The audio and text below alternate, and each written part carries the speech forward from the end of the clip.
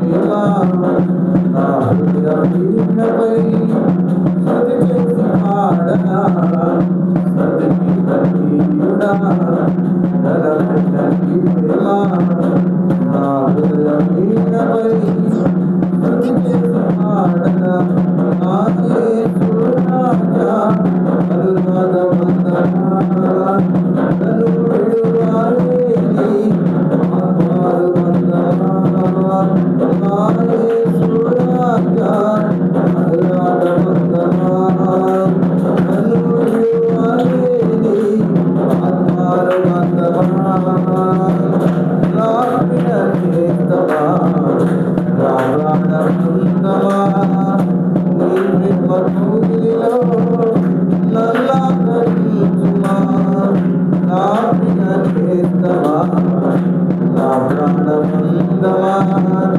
నీ ప్రేమ కోగిలిలో నల్లాకరించుమా నీ శిలువ త్యాగం నేనెలా మరచిపోదురో నీలను నా యేసు రాజా అనురాగ వందనా నన్ను విడువలేని ఆత్మలు వందనా. మంచిది. మరి ఇప్పటి వరకు మరి పదలో ఉండాలని అనేక మంది అనుకుంటూ వస్తారు. అలాగే మరి అనుకుంటున్న ప్రతి ఒక్కరు మరి వారి విజయం కొరకు మరి ముందుకు వెళ్తున్నారా లేదా, మరి వారి విజయం కొరకు మరి ముందుకు సాగుతున్నారా లేదా, మరి రాత్రి మనం పరిశీలన చేసినట్లయితే మరి పరిశుద్ధ గ్రంథంలో ఆగిపోయిన వారు ఉన్నారు, దేవుని పట్ల మరి దేవుని మాటను పట్టుకొని ఆగిపోయిన వారు కూడా ఉన్నారు, దేవుని మాటను పట్టుకొని ముందుకు సాగిపోయిన వారు కూడా ఉన్నారు. మరి అదేవిధంగా మనం ఈ రాత్రి పరిశీలన చేసినట్లయితే మొదటిగా మనము ఆగిపోయిన వారి గురించి మాట్లాడుకుందాం. ఈ రాత్రి మనం మొదటిగా ఆగిపోయిన వారి గురించి మాట్లాడుకుందాం కొన్ని విషయాలు. మరి వారు ఎందుకని మరి దేవుడి విషయంలో ఆగిపోయారు, మరి ఎందుకని దేవుడు అంత చక్కటి మాటలు చెప్పినా కూడా వారు ఎందుకు ఆగిపోయారు మరి పరిశీలన చేసినట్లయితే ఆదికాండము 19వ అధ్యాయము 26వ వచనంలో దేవుని వాక్యం మాట్లాడుతుంది రాత్రి. మరి సహోదరి దేవుడు ఎంతో చక్కగా చెబితే దేవుని మాట వినకుండా వెనుతిరగడం వల్ల ఏం జరిగిందో చదువుదాం. ఆదికాండము 19వ అధ్యాయము 26వ వచనంలో 26వ వచనం 19వ అధ్యాయము 26వ వచనం. అయితే లోతు భార్య చాలమ్మా ఇక్కడ అయితే లోతు యొక్క భార్య అతని వెనక నుండి తిరిగి చూసి ఉప్పు స్తంభమాయను. అయితే ఇక్కడ ఉప్పు స్తంభం అవడానికంటే మరి ముందుగా దేవుడు ఎలాంటి విషయాన్ని మాట్లాడాడు, ఎందుకని ఆవిడ ఉప్పు స్తంభం అయిపోయింది, అసలు ఎందుకని వెనక్కి తిరిగి చూసింది?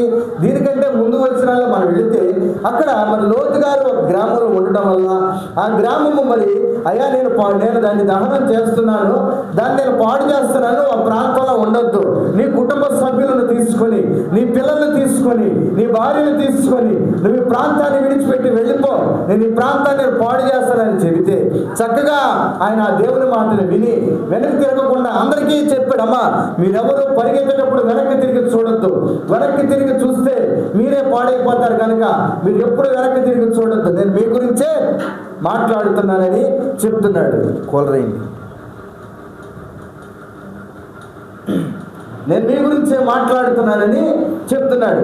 అయితే లోతు గారి భార్య వెనక్కి తిరిగి చూడటం వల్ల ఉప్పు స్తంభం అయిపోయింది. మరి ఉప్పు స్తంభం అయిపోవడం వల్ల లోతు గారి యొక్క పిల్లలకి తల్లి లేకుండా పోయింది. దేవుడు ఆ రాత్రి ఎంతగానో మరి లోతు గారికి దర్శనమిచ్చాయా నువ్వు ఈ ప్రాంతంలో ఉండొద్దు, ఈ ప్రాంత వాసులు మరి పాపం చేసి ఉన్నారు కనుక నేను ఈ గ్రామాన్ని తగలబెట్టేస్తున్నాను, నువ్వు ఈ ప్రాంతంలో ఉండడానికి వీల్లేదు, నువ్వు ఈ ప్రాంతంలో జీవించడానికి వీల్లేదు, ఎక్కడి నుంచి వెళ్ళిపోనగానే వెంటనే దేవుని మాట పట్టుకొని ముందుకు సాగాడు. అంతేగాని నాకెందుకులా నాగిపోతే పాడైపోవడం లేదా? ఆ గ్రామంతో పాటు తన కుటుంబం అంతా పాడైపోయేది, ఆ గ్రామంతో పాటు తన కుటుంబం అంతా ఇబ్బందులు పడిపోయేది, ఆ గ్రామంతో పాటు తన కుటుంబం ఈ రాత్రి మనం చదువుకోవడానికి కూడా ఉండేది కాదు. ప్రియమైన దేవుని బిడ్డలారా, అందుకనే దేవుడు ప్రతి విషయమందు ఆగిపోయిన వారి గురించి మనకు చెబుతూ వస్తాడు. ఎందుకంటే మనం ఏదో అనుకుంటూ ఉంటాం, భక్తి విషయంలో కావచ్చు, మరి అనేక సందర్భాల్లో కావచ్చు, ఉద్యోగ విషయాల్లో కావచ్చు, అలాగే మన బ్రతుకును మార్చుకో విషయంలో కావచ్చు, ఆగిపోతూ వస్తాం. చాలా మంది అనుకుంటూ ఉంటారు ఈ రోజు ఒక్కరోజు నేను పాపం చేస్తాను, మరలా చేయను, రేపటితో ఆగిపోతాను, రేపటితో ఆగిపోతానంటారు. కానీ ఆగిపోరాళ్ళు, కొనసాగిస్తూనే ఉంటారు, కొనసాగిస్తున్నారు. అందుకని దేవుని వాక్యం చదివిస్తుంది రాత్రి. లోతు గారి భార్య చెప్పిన మాట వినకుండా వెనక్కి తిరిగి చూసింది, వెనకాలేదు అద్భుతాలు జరిగిపోతున్నాయేమో, దేవుడు అందుకని మా ఆయన గారికి చెప్పాడు పంపించేసాడని. కానీ తీరా ఆలోచన చేస్తే లోతు గారి భార్య ఉప్పు స్తంభం అయిపోయింది. ఆ ప్రాంతం అంతా పాడైపోయిన స్థితిలోకి వచ్చేసింది. ఆ ప్రాంతం అంతా కాలిపోయిన స్థితిలో ఉండగా తినేదో ఆశీర్వాదం పొందుకుందని వెనక్కి తిరిగి చూసింది, ఉప్పు స్తంభం అయిపోయింది. ప్రియమైన దేవుని బిడ్డలారా, అందుకనే దేవుడు ఏది చెప్తున్నా సరే మనం ఏది ఆగిపోకుండా ముందుకు సాగిపోయే వారిగా ఉండాలి. అలాగే మరొకరిని మనం చూసుకున్నాం ఈ రాత్రి. న్యాయాధిపతుల గ్రంథము 16:21 ఈయన మహాబలవంతుడు. అసలు ఈయన ఒంటి చేత్తో 100 మందిని చంపినవాడు, ఆ గాడిద దవడతో అనేక మందిని చంపినవాడు. ఇతను చూసి అందరూ భయపడేవారు. చదువుదామా?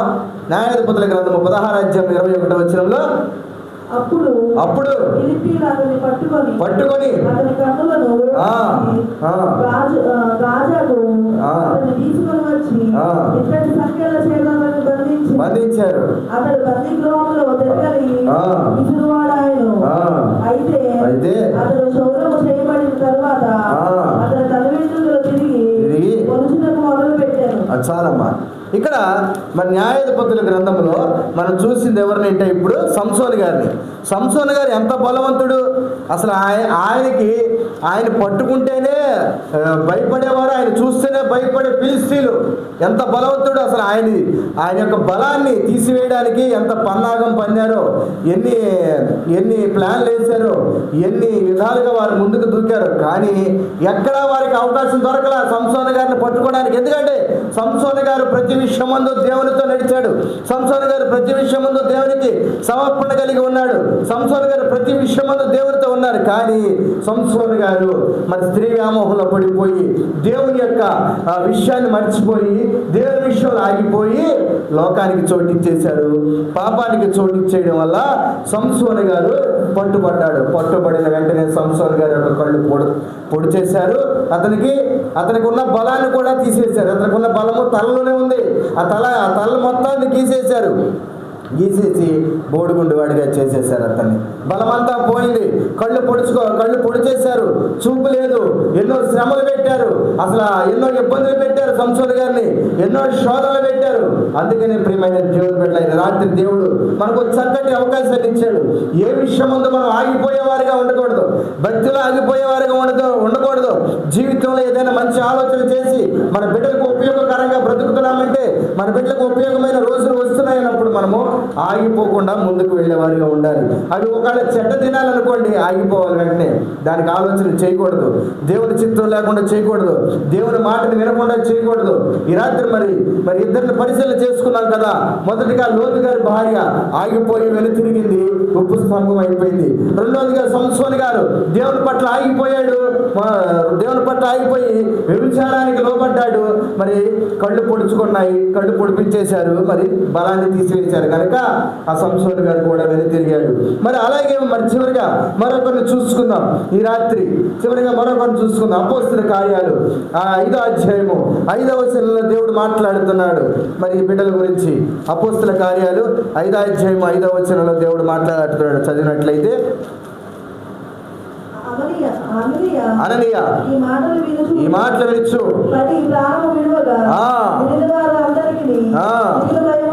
కలిగెను. అప్పుడు లేచి చూచి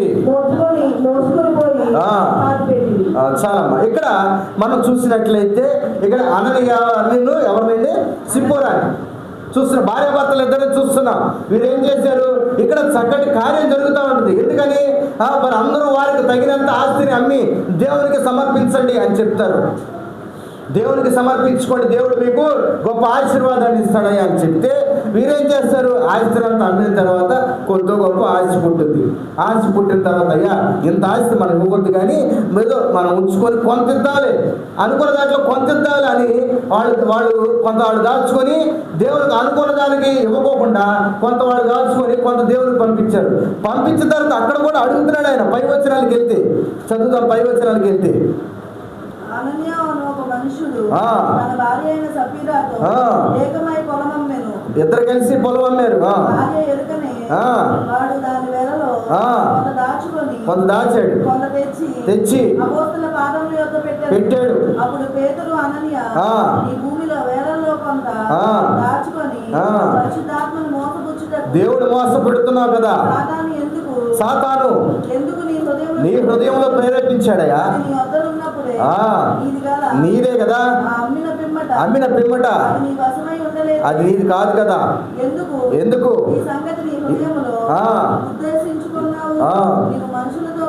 కాదు అని చెప్పాను. అననీయ వినుచుని పడి ప్రాణము విడువగా. చాలమ్మా, ఇక్కడ మనం చదువుకున్నాం కదా, ఈ అననీయను సిపోర భార్య భర్తలు ఇద్దరు చక్కగా వారికి ఉన్న పొలాన్ని అమ్మి మరి తీసుకొని వచ్చి ఆ యొక్క అననీయ గారు ఏం చేశారు, అందులో కొంత దాచుకొని అపోస్తలుల యొక్క పాదాల వద్ద మిగతాది పెట్టాడు. పెట్టిన తర్వాత ఏం జరిగింది, అప్పుడు ఆ పేతురు గారు అడుగుతున్నాడు, అయ్యా అననీయ మరి భూమిని అమ్మావు కదండి. అమ్మానండి. మరి అమ్మిన భూమిలో మరి తెచ్చినది ఇదేనా అంటే ఇదేనండి అన్నాడు. నువ్వు ఈ రాత్రి అందుకనే అననీయతో మాట్లాడుచుండగా అననీయ ప్రాణం విడిచాడు. అరే మా భర్త పేతురు గారి దగ్గరికి వెళ్ళి అంతా సమర్పించుకొని వస్తానన్నాడు, మరి దేవుడి పాదాల చెంత పెట్టి వస్తానన్నాడు, మరి ఇంకా రాలేదేంటి అని భార్య గారు వెళ్ళారు. వెళ్ళిన తర్వాత సిపోర గారు వెళ్ళిన తర్వాత అప్పుడే యవనస్తులు లేచి ఆయన తీసుకెళ్ళి పక్కకి తీసుకెళ్తున్నప్పుడు వచ్చి, అయ్యా పేతురు గారు మా ఆయన గారు రాలేదేంటి అని అడిగితే, అమ్మా మీకు పొలం అమ్మారు కదా, అందులో వచ్చింది ఎంతమ్మా ఏంటమ్మా లెక్క అడిగితే, అయ్యా కొంత మేము ఉంచుకున్నాం. తప్పు కదా, తప్పు కదా. దేవుని మాట కొరకు దేవుని ఉద్దేశించి నీ జీవితంలో ఎన్నో అద్భుత కార్యాలు చేస్తే దేవుని విడిచిపెట్టి ధనాశ కలిగి నువ్వు దేవునికి వస్తానన్నది ఇవ్వకుండా దాచుకొని సగం పంపిస్తే మరి దేవుడు కోపం రాదమ్మా. తప్పు కదా. దేవుని సన్నిధిలో అబద్ధం ఆడావు కదా, అపవాదిని హృదయంలో ప్రేరేపించాడు కదా, అపవాది నీలోకి వచ్చాడు కదా, అపవాది మనలోకి వచ్చి మనం చేస్తున్న కార్యాలను ఆపించాడు కనుకనే మనకి ఏదో శ్రమ ఇబ్బంది ఇరుకు వస్తుంది. ఈ రాత్రి మరి ప్రియమైన దేవుని బిడ్డలారా, నేను మరణిస్తానని నేను చెప్పట్లేదు, కానీ దేవుని వాక్యం ఈ రీతిగా మాట్లాడుతున్నది. అననీయ సిపోరాలు అలాగే వారి యొక్క పొలముని హృదయం ఇష్టానుసారంగా నమ్మారు. వారికి ఏదో అమ్మాలనైతే అమ్మలేదు, అపోస్తలుల పాదాల చెంత పెట్టాలనుకున్నారు. పెట్టిన తర్వాత వారి మనసులో ధనాపేక్ష కలగడం వల్ల మేము ఇంత ధనాన్ని చూసేసరికి అపవాది వారి మనసులో చొచ్చుకొని ఇంత ధనాన్ని అపోస్తలుల గారి పాదాల దగ్గర పెడతాం ఎందుకు, కొంత మనం దాచుకొని ఆనందిద్దాం అనుకున్నారు. ఆనందిద్దామని ఆలోచన చేసి ధనాన్ని దాచుకొని మిగతాది అపోస్తలుల పాదాల దగ్గర తీసుకెళ్ళిన తర్వాత పరిశుద్ధాత్మ దేవుడు వారితో మాట్లాడి ఈ రీతిగా సెలవిచ్చిన వెంటనే వారు ప్రాణం విడిచాడు. మరి ప్రియమైన దేవుని బిడ్డలారా, ఈ రాత్రి దేవుడు మనతో మాట్లాడుతున్నాడు. దేవునికి ఏదైతే మనం అనుకున్నామని కార్యం జరిగించాలని అనుకుంటున్నామో అది దేవుని సన్నిధిలో సంపూర్ణంగా చేసినట్లయితే అది మనకు ఆశీర్వాదకరంగా ఉంటుంది. రాత్రి దేవునికి స్తోత్రం. చూసారా, మరి ముగ్గురు మరి వారి జీవితాల్లో ఆగిపోయిన వారిగా ఉన్నారు. ఆగిపోవడం వల్ల కలిగినది ఏంటి? నష్టమే. ఆగిపోవడం వల్ల వచ్చినది ఏంటి? నష్టమే. ఆగిపోవడం వల్ల వచ్చినది ఏంటి? మరణము. ఆగిపోవడం వల్ల వచ్చినది ఏంటి?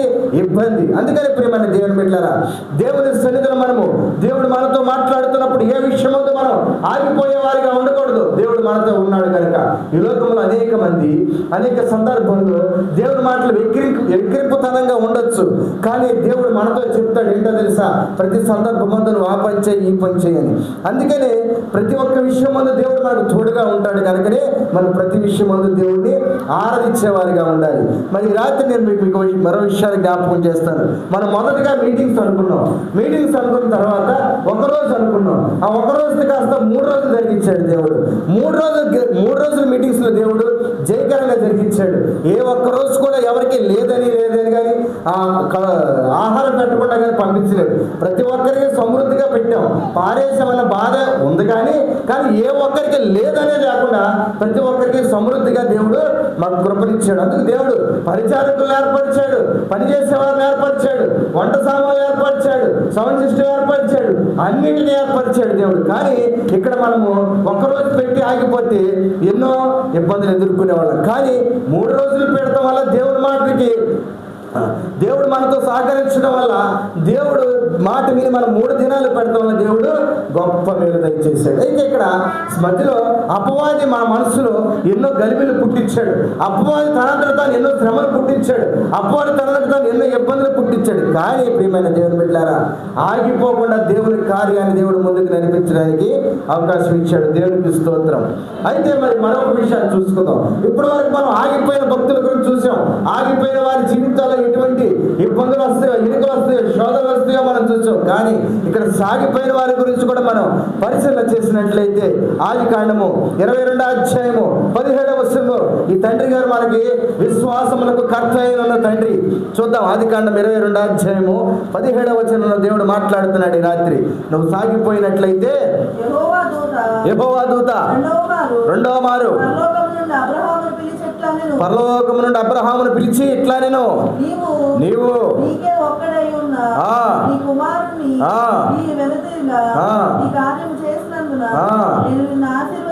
ఆశీర్వదించి సముద్ర తీరమందలి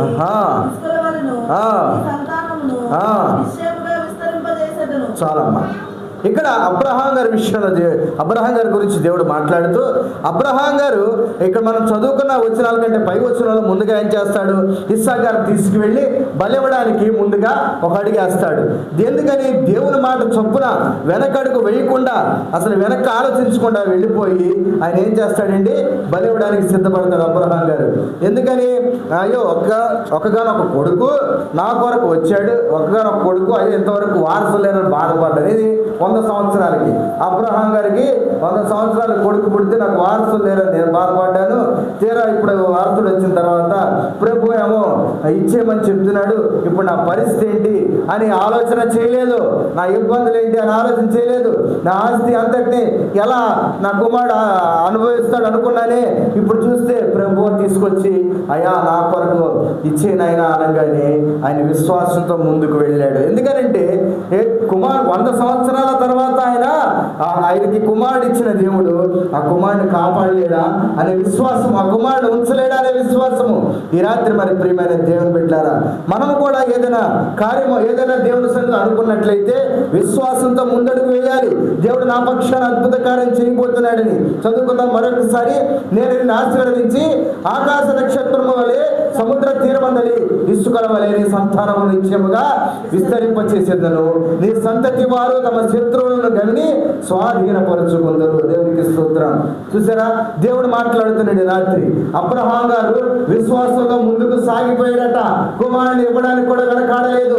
దేవుడి మాట గురించి వెనకడుగు వేయకోకుండా ప్రతి విషయం అబ్రహాం గారు ముందడుగు వేశాడు. కనుకనే ఈ రాత్రి దేవుడు మనకి అబ్రహాం గారిని విశ్వాసములకు తండ్రి అని, విశ్వాసములకు కర్త అని, మన యొక్క తండ్రి అని దేవుడు అనేక మంది మాట్లాడుతూ వస్తారు దాసులందరూ. మరి ప్రియమైన దేవుని బిడ్డలారా, ఆగిపోయిన వారిలో అనేక మందిని చూసాం. సాగిపోయిన వారిలో మనం అబ్రహాం గారిని మొదటిగా చూస్తున్నాం. విశ్వాసంలో ఏమాత్రము ఆగలేదు. దేవుని యందు ఇవ్వడానికి ఇష్టపడ్డాడు, దేవుని యందు సమర్పించడానికి ఇష్టపడ్డాడు, దేవుని యందు అప్పగించడానికి ఇష్టపడ్డాడు. ఎందుకంటే తెలుసా? ఇచ్చినది తీసుకునే దేవుడికి ఇవ్వడము తెలుసు కనుక ఏదో ఒక దినం మన ఇది కాకపోతే నాకు మాకు శ్రేష్టమైనది దేవుడు రేపటి దినాన్ని నాకు ఇస్తాడు అనే విశ్వాసంతో ముందడుగు వేసి కుమారుడు కూడా అర్పించడానికి అబ్రహాం గారు దిగారు. కనుకనే దేవునికి స్తోత్రం. మరి ప్రియమైన దేవుని బిడ్డలారా, అలాగే మరొకరిని చూసుకుందాం ఈ రాత్రి.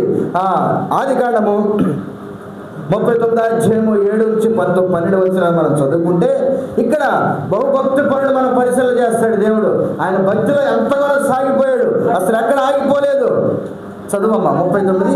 అటు తర్వాత అతని యజమానుని భార్య యోసేపు మీద కన్ను వేసి తనతో శయనించమని చెప్పింది. అయితే అతడు ఒప్పగా నా యజమానుడు తనకు కలిగినదంతయు నా చేతికి అప్పగించను కదా, నా వశమున నా ఇంటిలో ఏమి ఉన్నదో అతడు ఎరుగడు. ఈ ఇంటిలో నాకంటే పైవాడు ఎవడునూ లేడు. నీవు అతని భార్యవైనందున నిన్ను తప్ప మరి దేనిని నేను అప్పగింపని ఉండలేదు.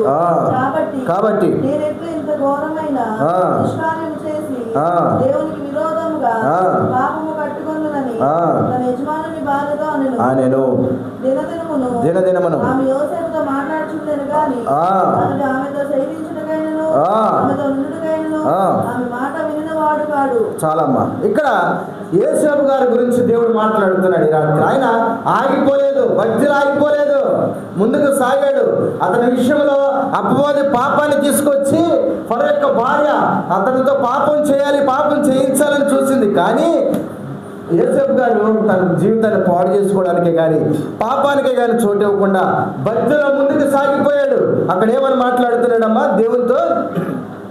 అతడు అది ఒప్పగా నా యజమానునికి కలిగినదంతయు నా చేతికి అప్పగించదు కదా, నా వశమున తన ఇంటిలో ఏమి ఉన్నదో అతడు ఎరుగడు. ఇంటిలో నాకంటే పైవాడు ఎవడునూ లేడు. నీవు అతని బాణమైనందున నిన్ను తప్ప మరి దేనిని నాకు అప్పగింపై ఉండలేదు.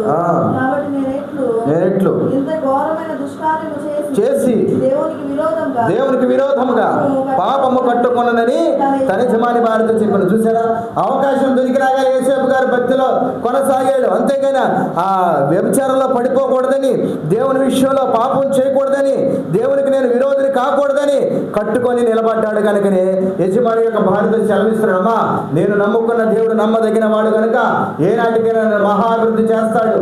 దేవునికి నేను పాపం చేసేవాడిగా నేను ఉండకూడదు, దేవుని దృష్టిలో తప్పు చేసేవాడిగా నేను ఉండకూడదు, దేవుని దృష్టిలో నేను ఈనాటి దినాల్లో మాట్లాడుతున్న మాట ఏంటంటే నామకార్థ భక్తి పరుడుగా నేను ఉండకూడదు అనే విషయంగా దేవుడు మాట్లాడుతున్నాడు.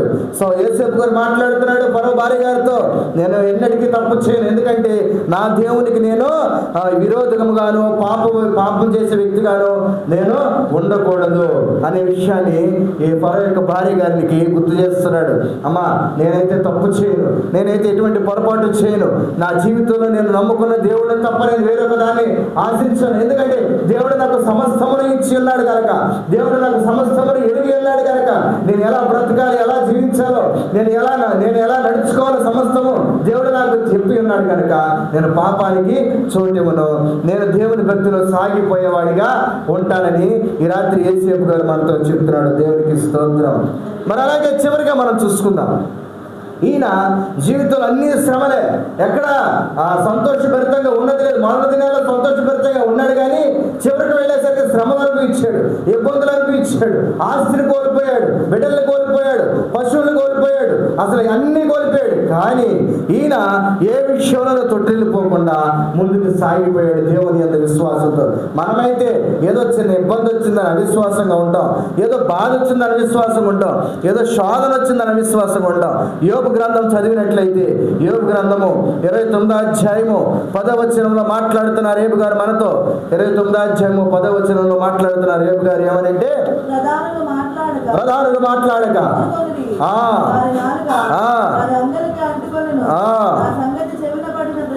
ప్రతివాడు ఎంచెను,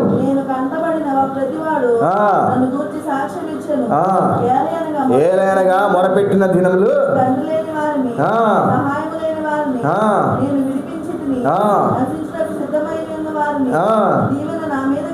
వచ్చెను,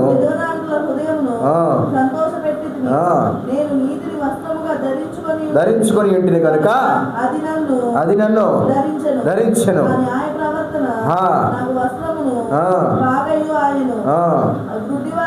గుడ్డివారికి చాలమ్మా. ఇక్కడ యోబు గారు ఎన్నో శ్రమలు పడుతూ ఎన్నో ఇబ్బందులు పడుతూ మాట్లాడుతూ అంటున్నాడు, ప్రధానులో మాట్లాడక ఊరుకొనిరి, వారి నాలుక వారి అంగీని అంటుకొనెను. నా సంగతి చెవిన పడ్డ ప్రతివాడు నన్ను గురించి నన్ను అదృష్టవంతుడని ఎంచెను, నేను కంటపడిన ప్రతివాడు నన్ను గురించి సాక్ష్యం ఇచ్చెను. ఏలయనగా మొరపెట్టిన దినములు తండ్రి లేని వారికి సహాయం లేని వారికి నేను విడిపించి తిని. చూసారా ప్రియమైన దేవుని బిడ్డలారా, యోబు గారి జీవితంలో మనం ఎన్నో శ్రమలు చూసాం, ఎన్నో ఇబ్బందులు చూసాం, ఎన్నో ఇరుకులు చూసాం. అతనికి వచ్చిన శ్రమ ఒక్కటైనా మనకు వస్తే మనమైతే బ్రతకం. నాకు తెలిసి అయితే బ్రతకం. అలాంటి శ్రమ మనకు వస్తే అస్సలు బ్రతకం. అలాంటి ఇబ్బంది మనకు వస్తే అస్సలు బ్రతకం. అలాంటి శోధన మనకు వస్తే అస్సలు బ్రతకం. అయ్యో బిడ్డలు చనిపోయారు, సంపద పోయింది, అసలు ఒంటి నిండా బాధ వచ్చింది, రోగం వచ్చింది, చిల్ల బెంకితో కూడుకున్నాడు. ఆఖరి భార్య కూడా ఎందుకు ఈ దేవుడిని నమ్ముకున్నావు అని కూడా వెక్కరించింది. కానీ ఎన్ని శ్రమలు వచ్చినా ఆగిపోలేదండి, ముందుకు సాగిపోయాడు. ఎన్ని ఇబ్బందులు వచ్చినా ఆగిపోలేదండి, ముందుకు సాగిపోయాడు. ఎన్ని శోధన వచ్చినా ఆగిపోలేదండి, ముందుకు సాగిపోయాడు. నేను మాట చెప్తాను. ఈ రాత్రి మనం మీటింగ్లో అనుకున్న ప్రతిసారి ఎవరో ఒకళ్ళు ఎత్తు పొడుస్తూ వచ్చారు, ఎవరో ఒకళ్ళు మాట్లాడుతూ వచ్చారు బయట వ్యక్తులు.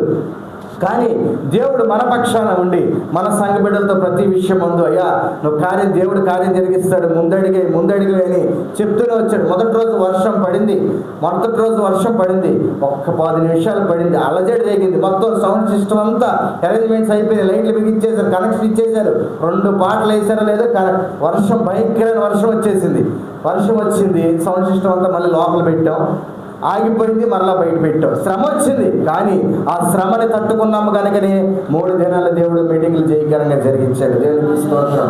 ఆ శ్రమ అంటే దేవుడు యోబు గారికి ఎన్నో శ్రమలు వచ్చినాయి కనుకనే యోబు గారి రాత్రి మనకు కంటపడుతున్నాడు.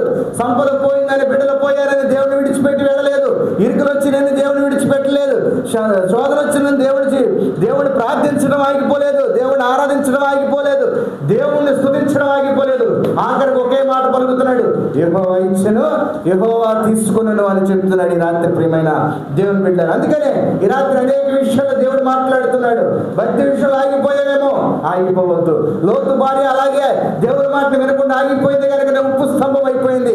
సంసోను గొప్ప బలవంతుడు కనుకనే దేవుని మాటను విడిచిపెట్టాడు కనుకనే ఆగిపోయి గుడ్డివాడైపోయాడు, బలహీనుడైపోయాడు. అననీయ సిపోరాలు దేవుడికి ఇస్తానన్న విషయంలో వెనకడుగు వేశారు కనుకనే వారి జీవితాలు కూడా ఆగిపోయాయి. అందుకని మరి ప్రియమైన దేవుని బిడ్డలారా, మనం కూడా ఏం చేయాలంటే దేవుని విషయంలో ఏదైనా చేయాలనుకున్నప్పుడు ఆగిపోయేవారిగా మనం ఉండకూడదు, మనం ఇచ్చేవారిగా మనం ఉండాలి, భక్తి విషయంలో ముందుకు సాగిపోయేవారిగా ఉండాలి. అనేక సందర్భాల్లో విశ్వాసాన్ని మనం పరీక్షించుకుంటూ ఉంటాం. నేను నమ్ముకున్న దేవుడు నిజమైన దేవుడేనా, నేను ఆరాధిస్తున్న దేవుడు నిజమైన దేవుడేనా, నేను సేవిస్తున్న దేవుడు నిజమైన దేవుడేనా, ఇలాంటి ప్రశ్నలు మనలో తలెత్తుతూ ఉంటాయి, ఇలాంటి ఆలోచనలు మనలో తలెత్తుతూ ఉంటాయి. కానీ నువ్వు నమ్ముకున్న దేవుడు యథార్థవంతుడని రాత్రి రుజువైనది, నువ్వు నమ్ముకున్న దేవుడు నీతిమంతుడని రాత్రి రుజువైనది, నువ్వు నమ్ముకున్న దేవుడు గొప్ప కార్యాలు చేస్తాడని రాత్రి రుజువైనది, పాపంలో పడిపోకుండా నిలబడతానికి శక్తినిస్తాడని యేసేపు గారు మాట్లాడుతున్నాడు. ఎన్నో శ్రమలు వచ్చినా, ఇరుకులు వచ్చినా రేపటి దినాల 200 ఆశీర్వాద దేవుడు నీకు ఇవ్వబోతున్నాడని యోబు గారు మాట్లాడుతున్నాడు. అలాగే విశ్వాసంలో కనుక నువ్వు ముందడుగు వేస్తే, ఒక్కగానొక్క కుమారుని కనుక తీసేసుకుంటే దేవుడు అనేక ఆశీర్వాదాలు నా పక్షాన ఇవ్వబోతున్నాడని అబ్రహాం గారు మాట్లాడుతున్నారు. అందుకనే ఇస్సాకును బలి ఇవ్వడానికి తీసుకువెళ్తాయా ఆకాశంలో ఉన్న నక్షత్రాలంతా ఆ బిడ్డలను, ఇసుక రేణు అంత విస్తారమైన కుమారులను బిడ్డలను నేను నీకు ఇస్తాను అని దేవుడు వాగ్దానం చేశాడు. ఈరోజు మనందరము అబ్రహాం గారి బిడ్డలమై ఉన్నాం. దేవునికి స్తోత్రం. తెలుసా, అటువంటి విశ్వాసం అబ్రహాం గారు సాగాడు కనుకనే ఈ రాత్రి దేవుడు అబ్రహాం గారి ద్వారా విశ్వాసం గురించి మాట్లాడాడు, విశ్వాసంలో ఆగిపోకూడదని. అలాంటి భక్తిలో యేసేపు గారు సాగిపోయారు కనుకనే మనం కూడా యేసేపు గారు వంటి భక్తిలో సాగిపోవాలని, పాపానికి చోటు ఇవ్వకూడదని, దోషానికి చోటు ఇవ్వకూడదని, దేవుడికి విరోధంగా బ్రతకకూడదని దేవుడి రాత్రి మనకు యేసేపు గారిని గుర్తు చేస్తున్నాడు. శ్రమలు వచ్చినని, ఇరుకులు వచ్చినని, ఇబ్బందులు వచ్చినాయని దేవుడిని విడిచిపెట్టి అనేక లోకస్తుల వైపు, లోక తలంతుల వైపు, లోకం వైపు తిరిగే వారికి మనం ఉండకూడదని ఈ రాత్రి మనకి యేసేపు గారి దేవుడు యోబు గారిని పరిచయం చేస్తున్నాడు దేవుడు. ఎందుకంటే మొదటిగా యోబు గారికి ఉన్న ఆస్తిని మొత్తట్ని పోయిన తర్వాత, యోబు గారు ఎన్నో శ్రమలు శోధనలు అనిపించిన తర్వాత దేవుడు విడిచిపెట్టకుండా దేవుడితోనే సన్నిహితం చేసుకుంటూ, దేవుడితోనే సహవాసం చేసుకుంటూ, యెహోవా ఇచ్చాడయ్యా, యెహోవా తీసుకున్నాడయ్యా అనే మాట మాట్లాడుతూ ఎంతగానో స్తుతించాడు కనుకనే రాబోయే దినాల్లో 200 ఆశీర్వాదము యోబు గారికి ఇచ్చాడు ఈ రాత్రి. దేవునికి స్తోత్రం. మరి ప్రియమైన దేవుని బిడ్డలారా, ఈ రాత్రి దేవుడు మనం ఏ విషయాలు ఆగిపోయాం, ఈ రాత్రి మనం ఏ విషయాల్లో దేవుని సన్నిధిలో ఆగిపోయే వారిగా మనం పరిశీలన చేసుకుందాం. ఈ కొద్ది మాటలు దేవుని సన్నిధిలో దీవించును గాక. ప్రార్థన చేద్దాం మరి కొద్ది నిమిషాలు. అయ్యా నీకే వందనాలు నాయన, నీకే స్తోత్రాలు ప్రభా. అయ్యా మరి ఇంతవరకు ప్రభా మా జీవితాల్లో మేము ఆగిపోయిన వారిగా మేము బ్రతికాం నాయన. అయ్యా మేము ఆగిపోయిన వారిగా నడుస్తున్నాం నాయన. దయతో క్షమించండి నాయన. తండ్రి గారు నిజమే మేము భక్తులు ఆగిపోయిన వారిగా ఉన్నాం అయ్యా, నిజమే మేము నీకు ఇచ్చే విషయాలు ఆగిపోయిన వారిగా ఉన్నాం, నిజమే నాయన పాపంలో ఆగిపోయిన వారిగా ఉన్నాం నాయన. అయ్యా దయతో క్షమించు అయ్యా. తండ్రి ప్రేమ లోతు గారి భార్య వెనుతిరిగి చూసింది, అమ్మా ఈ పట్టణం అంతా పాడైపోయినది, మీరు వెనుతిరిగి చూడకుండా ముందుకు సాగిపో అని లోతు గారికి మాట్లాడావు. కానీ లోతు గారి భార్య వెనకుండా తిరిగింది. ప్రభా ఉప్పు స్తంభం అయిపోయింది, మా జీవితాలు మేము ఆగిపోకూడదు, మేము ఏదైనా అనుకుంటున్నామంటే నీ యందు విశ్వాసం ఉంచి ముందుకు నడిచేవారిగా మీరు మాకు సహాయం దయచేయమని అడుగుతున్నాం ఈ రాత్రి. అయ్యా తండ్రి, భక్తి విషయంలో మేము ముందుకు సాగిపోవాలి, లోకానికి చోటు ఇవ్వకూడదు, పాపానికి చోటు ఇవ్వకూడదు, నీ యందు విరోధులుగా మేము బ్రతకూడదు నాయన. ఈ రాత్రి శ్రమలు వచ్చినాయని, ఇరుకులు వచ్చినాయని, ఇబ్బందులు వచ్చినాయని, బంధువులు తిట్టారని, స్నేహితులు కొట్టారని, అయ్యా అపహేళన చేశారని నిన్ను నమ్ముకుంటే, వెక్కిరించారని నిన్ను నమ్ముకుంటే ప్రభా మేము వెనక్కి తిరగ ఉండకూడదు నాయన. యోబు గారి భార్య కూడా యోబు గారిని ఎక్కిరించింది నాయన, కానీ లోబడలేదు, అపవాదికి చోటవలేదు, సాతానికి చోటవలేదు. ఆ శ్రమను జయించాడు కనుకనే రెండంతల ఆశీర్వాదం పొందాడు నాయన, రెండంతల దీవెన పొందాడు నాయన, రెండంతల మేలు పొందాడు నాయన. అటువంటి కృపను మాకు దయచేయమని అడుగుతున్నాం. ఏయా ప్రభా, శ్రమలు వచ్చినా, ఎరుకులు వచ్చినా, శోధనలు వచ్చినా మేము వాటి నుంచి జయాన్ని పొందే శక్తిని మీరే మాకు బలాన్ని అనుగ్రహించమని అడుగుతున్నాం తండ్రి గారు. అయ్యా తండ్రి, మరి జ్ఞాపకం చేసుకోండి. రాత్రి దినమందున మేము ప్రార్థిస్తున్నాం, వచ్చిన ప్రతి ఒక్క బిడ్డల గురించి మేము ప్రార్థిస్తున్నాం తండ్రి. అయ్యా తండ్రి ప్రభా, మరి జ్ఞాపకం చేసుకోండి. అయ్యా లూకా గారిని, సువార్త గారిని జ్ఞాపకం చేసుకోండి. వారు కష్టపడుతున్నారు, మరి కష్టాలు దీవించి ఆశీర్వదించు.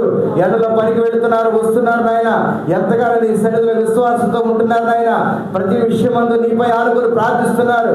ఆ విశ్వాసానికి కర్తైన అబ్రహామును కూడా వారి జీవితంలో జ్ఞాపకం చేసుకుంటూ వస్తున్నారు నాయన. అయ్యా ఇంకా వారు ముందుకు సాగడానికి మీరు కృపను దయచేయమని అడుగుతున్నాం ఈ రాత్రి. మరి అక్కడ జ్ఞాపకం చేసుకోండి. ఇచ్చిన ఇద్దరు బిడ్డల చుట్టూ కంచిపోయింది. చిన్న కుమారుడు మరి ప్రభా హైదరాబాద్ ప్రాంతంలో చదువు మీద వెళ్ళాడు ఆయన. అక్కడ ప్రభా ఏ విషయం ముందు ఆగిపోకూడదు, ముందుకు సాగిపోయే కృపనివ్వు నాయన. విశ్వాసంలో ముందుకు సాగిపోవాలి అయ్యా ప్రభా, భక్తుల ముందుకు సాగిపోయే కృపను దయచేయమని అడుగుతున్నాం. పాపం ఎన్నో వచ్చి అయ్యా రాత్రి అయ్యా తండ్రి గారు మరి జ్ఞాపకం చేసుకోండి. అయ్యా చెల్లి శ్రీలక్ష్మి మరి తల్లి గారిని అయ్యా మరి జ్ఞాపకం చేసుకోండి. తమ్ముడు జ్ఞానేశ్వరాన్ని కూడా మీరు జ్ఞాపకం చేసుకోండి. అయ్యా తండ్రి, వారు ఎంతగానో మరి అయ్యా ప్రయాణమై ఊరు వీళ్ళు వచ్చినా నీ మాటల కొరకు వచ్చారు తండ్రి. అందరి బట్టి నీకు స్తోత్రాలు నాయన.